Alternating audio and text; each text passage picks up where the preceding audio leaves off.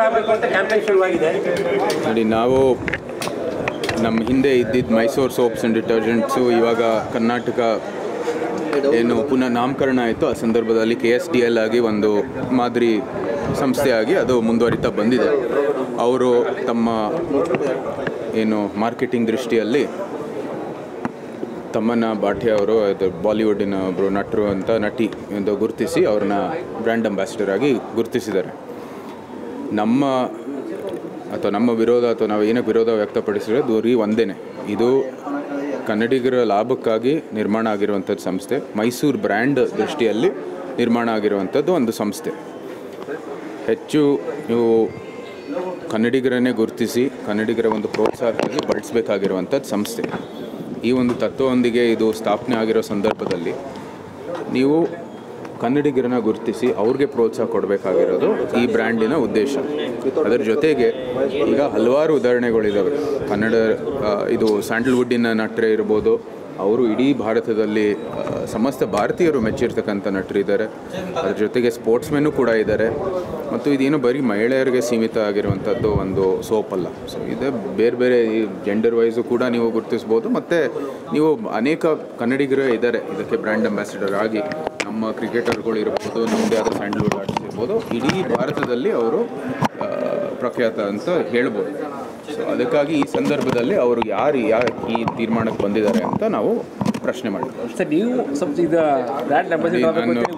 ಯಾವುದೇ commercial interest ಅಥವಾ commercial ದೃಷ್ಟಿಯಲ್ಲಿ ನಾವು ಕೆಲಸ ಮಾಡೋದಿಲ್ಲ.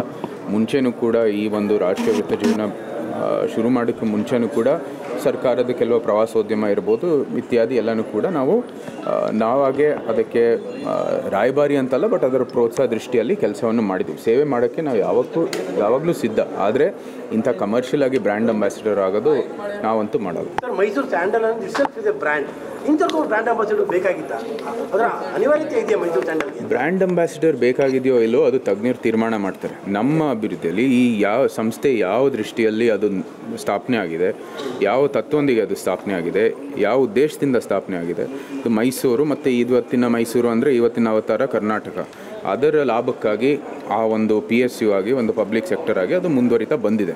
ಇವತ್ತು ಹೌದು, ಇದು ಬಿಸ್ನೆಸ್ ದೃಷ್ಟಿಯಿಂದ ಮತ್ತು ಲೋಕಲ್ ಏನೋ ಇಶ್ಯೂ ಇದೆ. ಅವ್ರು ಹೇಳಿದ್ದಾರೆ ಅದೇನು ಇದು ಹೆಚ್ಚು ನಾರ್ತ್ ಇಂಡಿಯಾದಲ್ಲಿ ಇದರ ಒಂದು ಪ್ರೋತ್ಸಾಹ ನೀಡಬೇಕು ಅಂತ. ಅದಕ್ಕೂ ಕೂಡ ಕನ್ನಡಿಗರೇ ಇದ್ದಾರೆ. ಇಡೀ ಭಾರತದಲ್ಲಿ ಮೆಚ್ಚಿರುವಂಥದ್ದು ಅನೇಕ ನಟರು ಇದ್ದಾರೆ, ಅನೇಕ ಸ್ಪೋರ್ಟ್ಸ್ಮೆನ್ಗಳಿದ್ದಾರೆ. ಅವ್ರನ್ನ ಗುರುತಿಸಿ ನೀವು ಇದು ಬ್ರ್ಯಾಂಡ್ ಅಂಬಾಸಿಡರ್ ಅಥವಾ ಯಾತಿಗೆ ಹಾಕಲಿಲ್ಲ ಅಂತ ನಮ್ಮ ಪ್ರಶ್ನೆ. ಸರ್ಕಾರ ಅಪ್ರೋಚ್ ಮಾಡಿದಾಗ ಉಚಿತವಾಗಿ ಬ್ರ್ಯಾಂಡ್ ಅಂಬಾಸಿಡರ್ ಆದಂತ ಉದಾಹರಣೆಗಳಿದೆ. ಹೌದು. ಯಾಕೆ ಸರ್ಕಾರ ಈ ನಿಟ್ಟಿನಲ್ಲಿ ಸಲಹೆ ಇದೆ? ಈ ಸರ್ಕಾರ ಆಡಳಿತ ಪಕ್ಷ ಯಾರಿದೆ ಅಂತ ನಿಮ್ಗೆ ಗೊತ್ತಿದೆ. ಅವ್ರ ಮನಸ್ಸಿನಲ್ಲಿ ಅಥವಾ ಅವ್ರ ಆಲೋಚನೆ ಬಗ್ಗೆ ನೀವು ಅವ್ರನ್ನೇ ಪ್ರಶ್ನೆ ಮಾಡಬೇಕು. ಅವ್ರು ಏನಕ್ಕೆ ಈ ಒಂದು ಅಂತ್ಯಕ್ಕೆ ಬಂದಿದ್ದಾರೆ ಅಂತ ನೀವು ಅವ್ರನ್ನೇ ಪ್ರಶ್ನೆ ಮಾಡಬೇಕು. ನಮ್ಮ ಸಲಹೆ ಕನ್ನಡಿಗರಿಗೆ ಕೊಡಿ ಸರ್. ರಮ್ಯಾ ಅವರು ಸೇರಿದಂತೆ ಎಲ್ಲರೂ ಕೂಡ ಆಕ್ಷೇಪ ವ್ಯಕ್ತಪಡಿಸ್ತಾರೆ ಸರ್ ಆ ವಿಚಾರ. ಅವ್ರದೇ ಪಕ್ಷದವರು ವಿರೋಧ ಮಾಡ್ತಾ ಇರುವಾಗ ಅವ್ರ ಸಲಹೆ ಆದರೂ ಕೇಳಿ.